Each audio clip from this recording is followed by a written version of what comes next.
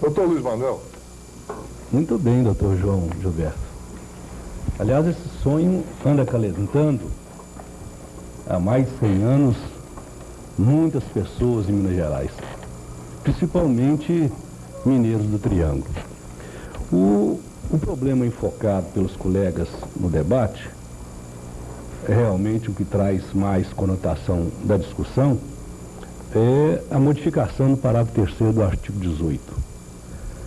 Eu tenho uma visão mais pragmática dessa situação, porque eu tenho andado mais de perto no Congresso e senti que 2 deputados mineiros fazem uma busca incessante de oportunidade para que isso seja votado.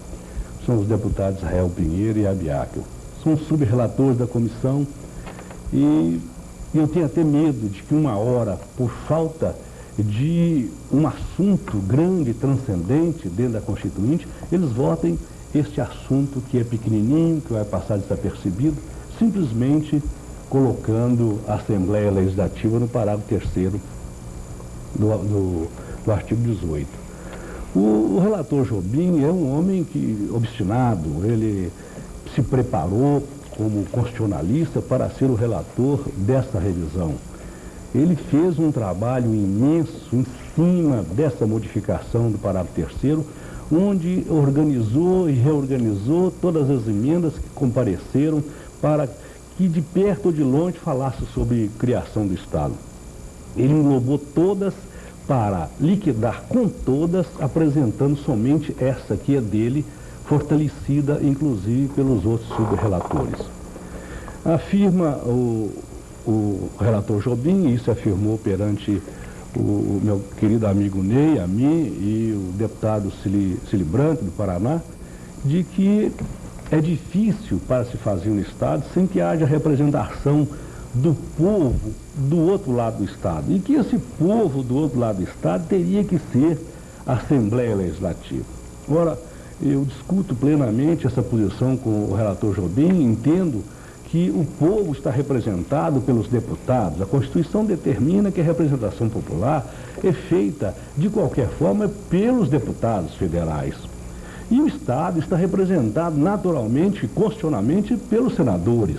Então não há necessidade definitivamente, constitucionalmente falando, de que se ouça a Assembleia Legislativa para a criação de novos Estados. Afirmando... Me permite aí... Pois não, é exatamente, eu até me esqueci de dizer, acho isso extremamente importante.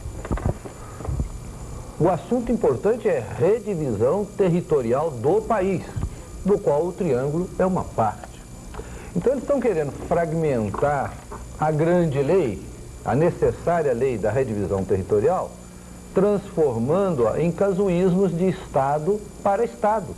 Quer dizer, tocou muito bem, doutor Luiz Manuel, a quem interessa a redivisão territorial? Aos senadores, aos deputados federais, ao presidente da República, ao país como um todo. Por que nós vamos transferir isso aos diretamente interessados em a não redivisão, que é o pessoal desse Estado, os representantes, digamos, das outras regiões?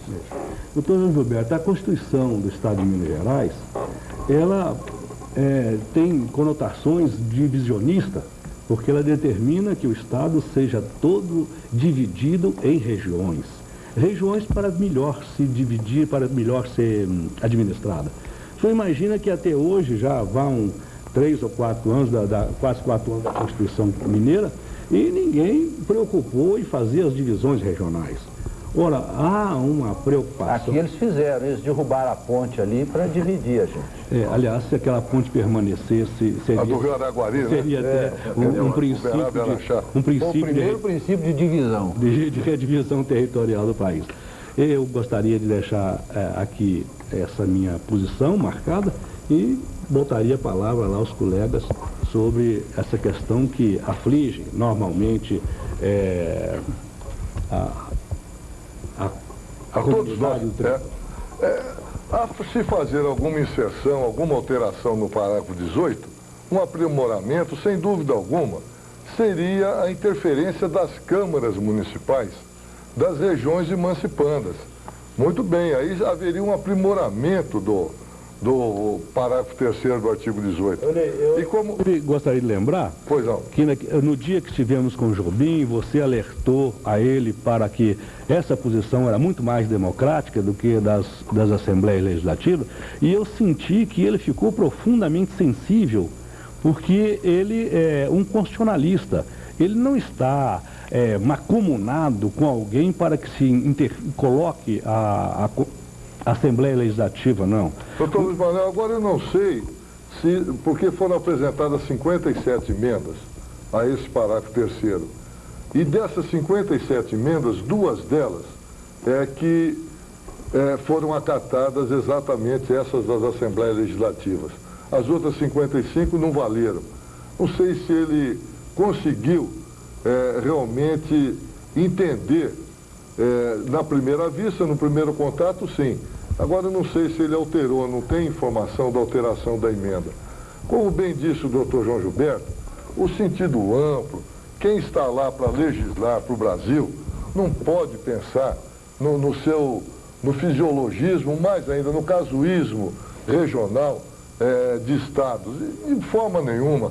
Eles têm que entender, e eles sabem que o Brasil merece uma redivisão territorial de norte a sul e de leste a oeste. E sabem também que a experiência dos novos estados criados, como Mato Grosso do Sul e Tocantins, estão dando certo. Mas falta realmente coragem para legislar sem casuísmo. Quer dizer, pensando na grandiosidade da nação brasileira. É lamentável essa falta maior de responsabilidade que deveria existir nos nossos homens públicos, principalmente os de Brasília, não é verdade?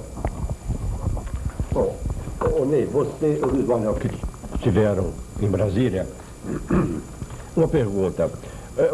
Uma modificação desta, e principalmente essas emendas apresentadas ao deputado Jobim, tem que ter a participação também dos nossos deputados da região. Então a pergunta que eu faço, porque eu não estive presente nessa reunião, é o seguinte: qual é a posição predominante desses deputados do Triângulo? Principalmente Wagner, Odelvo, Zaire Rezende, eles continuam ainda com o firme propósito da emancipação ou estão hoje voltados para outro campo? Na época eleitoral, todos são favoráveis. Fora da época eleitoral, alguns chegam até a apresentar projetos. Mas é, por assim dizer, dever cumprido. Falta gana, falta garra dos nossos parlamentares para defenderem essa emancipação. Falta um Chico Humberto. Falta um Chico Humberto, é verdade. Um Chico Humberto, penso até que como o problema é tão melindroso, aí seria até entraria na área cirúrgica do João. Eu creio que a criação do Estado deveria ser tecida ponto a ponto. Como a costureira faz o ponto cruz, a bordadeira, ser trabalhado um por um dos parlamentares, ainda que se levasse 3 anos para se trabalhar um por um trabalho assim consciente, longo, para quando fosse colocado o projeto, tivesse um apoio já praticamente de todo o Congresso Nacional. Às vezes algum sentido de afoiteza pode ter nos prejudicado também, mas falta realmente uma união dos parlamentares nossos, e isso é lamentável, trabalhando nesse sentido de resolver, vamos criar ou não criar o Estado, vamos fazer o plebiscito, vamos dar esse direito do povo se definir, porque se ele se definir contrário, ótimo, vamos cuidar de outras coisas da região, das nossas cidades, etc. Mas enquanto não se ouvir, de acordo com a atual Constituição, que um Estado tem que nascer inicialmente da vontade popular, de um plebiscito, nós temos obrigação de trabalhar por esse plebiscito, porque senão fica realmente alguma coisa sazonal, como vocês disseram, em épocas eleitorais, vem no interesse comum de voto, etc., e depois desaparece, não é isso?